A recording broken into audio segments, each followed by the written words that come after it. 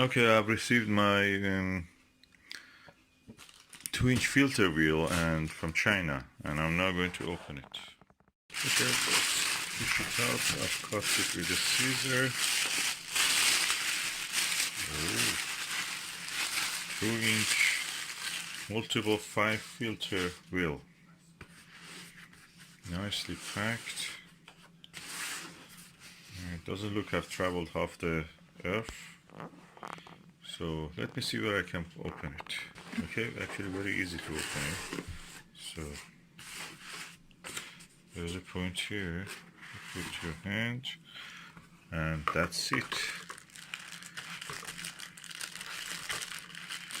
Oof, wow, quite heavy.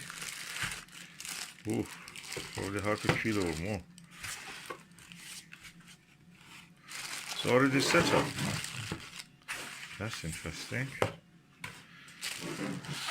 So that looks already set up. I wonder if there is any. Oh yeah, there is a Allen key.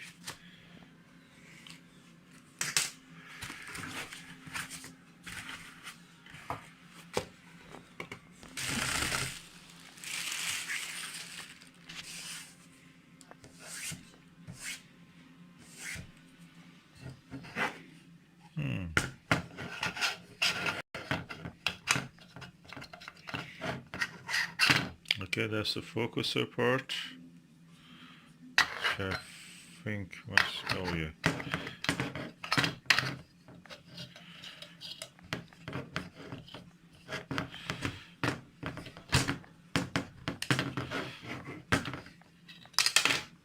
Oops.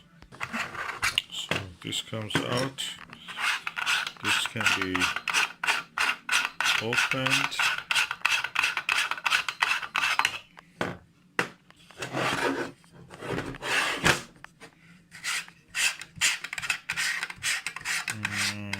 This can also be opened.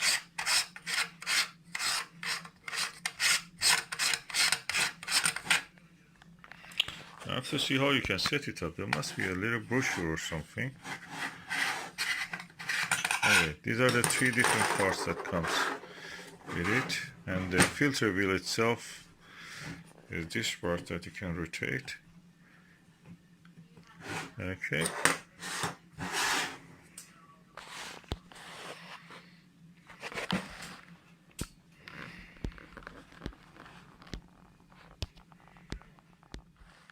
Actually, I found that this part and this part also can be separated. Now let me figure out how you can set it up actually, and open and of course put my filters in it. 5 filters it takes. I'm finding more parts in this now. This and this can be separated also. Now I know that. Okay. Okay, gradually making sense. This part. First, we have to put the filter wheel this side. This is the side which goes toward the telescope, and this is a 2-inch barrel focuser that goes here. So you have to install this here. Then you turn it over, and this is the side that you have to attach this one using one of these, like this, and you can either attach it like that or pass it through here and do it.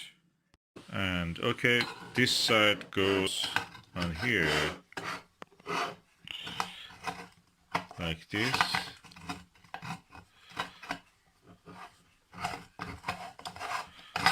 I have to do this with both hands. Let me just do it. As you see,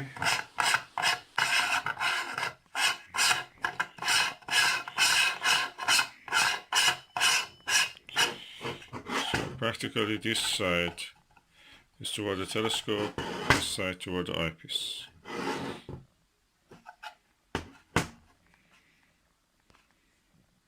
Now this part is a thing that you use on this side when you want to attach your camera to here. So at the moment I don't want to do it, so I'll just put it aside. I want to open the wheel and install my filters. So I remove this for both parts and then come back to it. Here 4 screws which will be opened by this Allen key. I'll open them one by one and I will show you.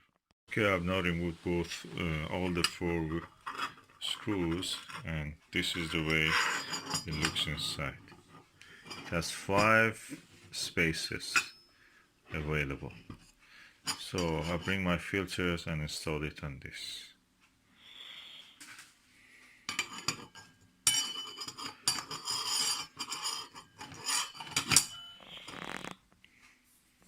This is a bit greasy there, but anyway.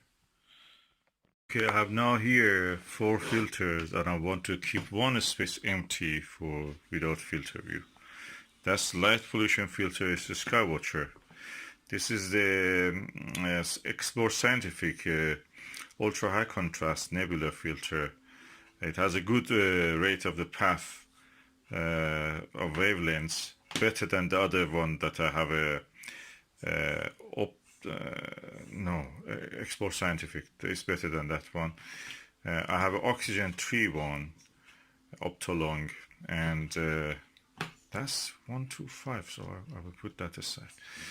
This is a hydrogen beta filter for a few objects. This is 1.25, so I'll put it aside and bring another filter. So for the 4th slot, I have this Butter Hydrogen Alpha or William Optics Fringe Killer.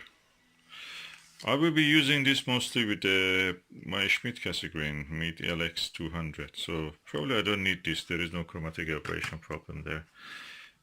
Hydrogen alpha is very limited use, but anyway, it's nice to have it just to see what difference you see. So I have a hydrogen beta here and hydrogen alpha. I can see what's the difference is, and I will get other filters later just to see how they are, silicon and I don't know, potassium, and we will see anyway. These are 4 slots to go there. I want to arrange it in a way 1, 2, 3, 4 and 5 with the empty one. So my number 1 exactly here will be this one. I put the light pollution filter. This is a light pollution filter. I have an air pump. I will just blow some air onto it to make sure that it's clean. Okay, it's now clean, hopefully, and I will install it. I have to be careful the side which goes inside. This will be toward the top part that you see will be toward the eyepiece, and that part will be toward the telescope. The second filter is the Explore Scientific ultra high contrast, which goes into the number 2. Opposite the number 2 is this one, and that is where it goes. Okay, this is the eyepiece, and if I put it, it should go like this. This one toward the telescope, and that side will be toward the eyepiece. So first I will blow some air into it. So I have now cleaned the eyepiece as much as I can. Most of this dust will not be visible, but anyway, I blew some air to make sure there is nothing left. Relatively better. Okay, the next filter I'm going to do is the hydrogen beta filter. Hydrogen beta filter looks like this. I clean it and I put it again in the slot number 3.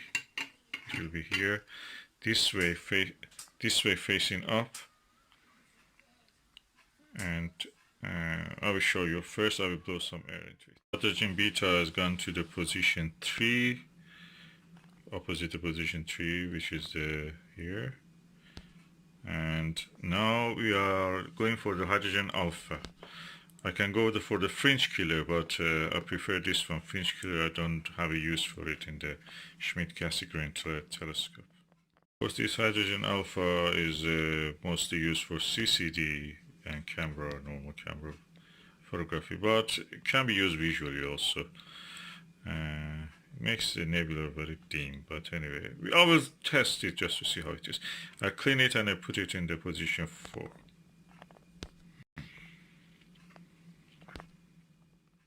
This is a hydrogen alpha, and I put it in position 4. Which position 4 is here, opposite of it is here, and it goes like that. Installed now hydrogen alpha 1. It's a butter filter. I must say it was the easiest actually to install. The thread and the grip, because of these things around it, was really easy. These dents around it.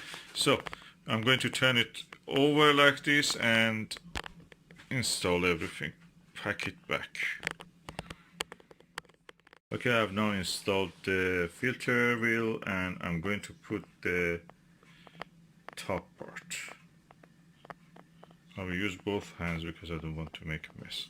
But the bottom one is this, and the top one, which goes outside, is here. Okay, it seems I made a mistake. So this, I changed the direction. From this side, I put the thick side to this side. So practically, they will not get cut. I couldn't close it. Now, you see that it makes sense because this shaft here is long and thick, and this can support the thickness of these filters. So it goes now like that, and this part can come on the top. Yeah, fits perfect. Now I just put the holes opposite each other, and I just screw the screws with the Allen key. This, you have to be careful that the holes fall on each other, the hole down and the hole up.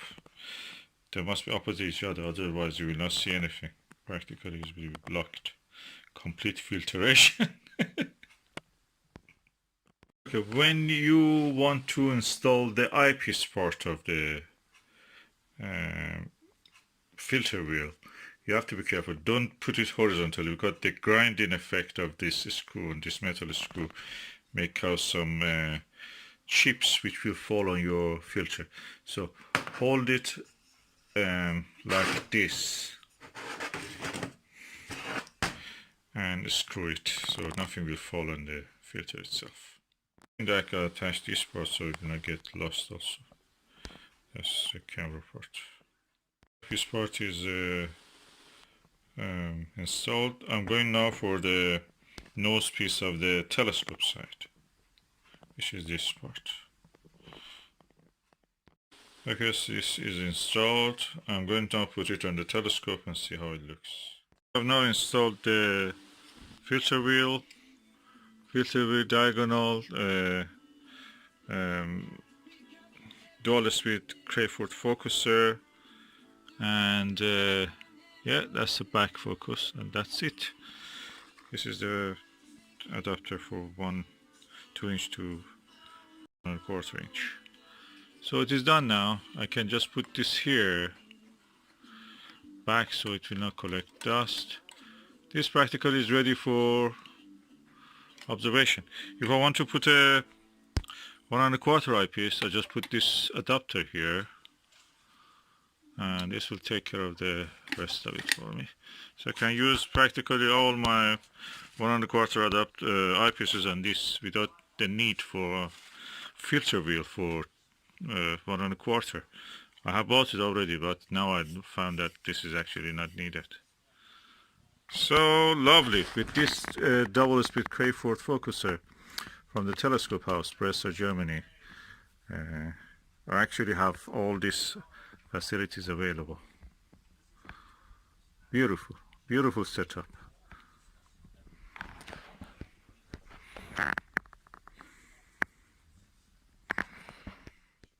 I'm observing from that side, I easily can see the numbers here. So for example, this is number 1, that's the light pollution filter.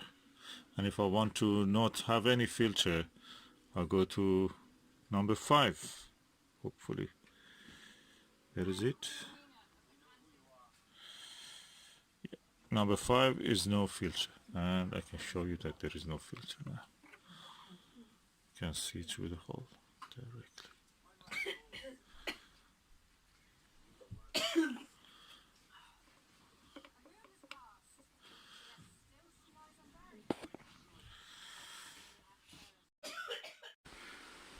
The telescope setup looks a little bit weird, too many attachments, but that's the way it works.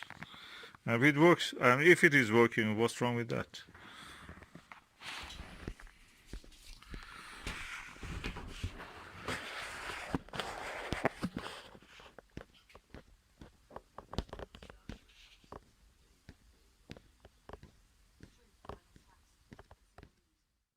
Okay, after many nights that we didn't have any clear sky, it was rainy or cloudy. Now for the first night we have some clear sky, and now I'm looking at the M42. It's so easy to change between the filters. I'm so happy that I have installed this just before going for observation. This 2-inch focuser is amazing. It really works well, and everything is so fine and detailed. The setup really works for me well.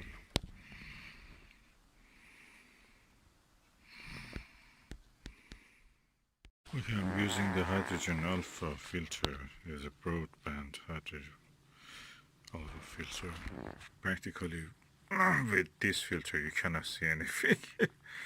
It's not built for visual use. It's written on it is not for visual use, for CCD, and yeah, that's true. I may change it for something else, but probably in the daylight I can use it. I don't know. I've read that people say that they cannot see any of the prominences or those kind of granules on the surface of the sun. In this broadband hydrogen alpha, you need a narrow band. But anyway, I may give it a go later. Of course, I have to use the solar filter in front of the aperture opening, then with the filter try to see what I can see.